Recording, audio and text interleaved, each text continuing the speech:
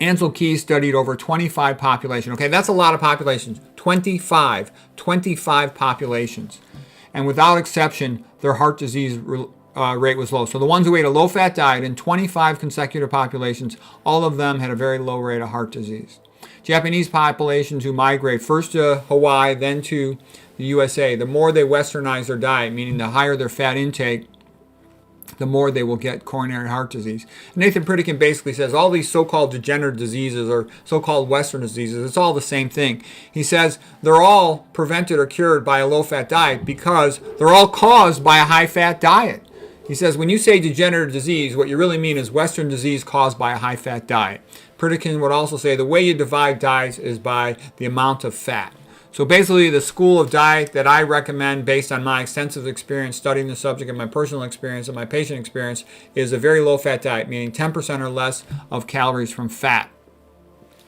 The most popular vegan diet amongst the so-called experts is what I would call moderate fat.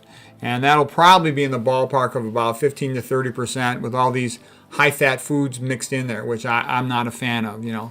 Soy and nuts and seeds and omega-3 and avocados and all this other stuff. I personally think it's best to avoid all that stuff. And then the more animal foods you bring in there, the higher the fat's going to go. And I personally recommend to avoid all that stuff. Okay, let's continue with this paper here. Now this is Nathan Pritikin's work himself in his clinic area, let's say out of Santa Barbara. He had a bunch of patients who had terrible atherosclerotic disease, peripheral vascular disease, PVD. And 38 men, average age of 60 years of age, their arterial stenoses, narrowings, were so bad they could only walk a few minutes on a slow treadmill because of calf pain. That's claudication. They had coexisting all the usual suspects, obesity, hypertension, diabetes, angina, cerebral ischemia, etc. Their average cholesterol levels were between 200 and 300. When he put them on a low-fat diet, 10% or less, they made dramatic improvements. He just put them on the same type of diets that populations all over the world eat who don't have atherosclerosis, meaning about 80% carbohydrate, 10% or less fat, 10% or less protein.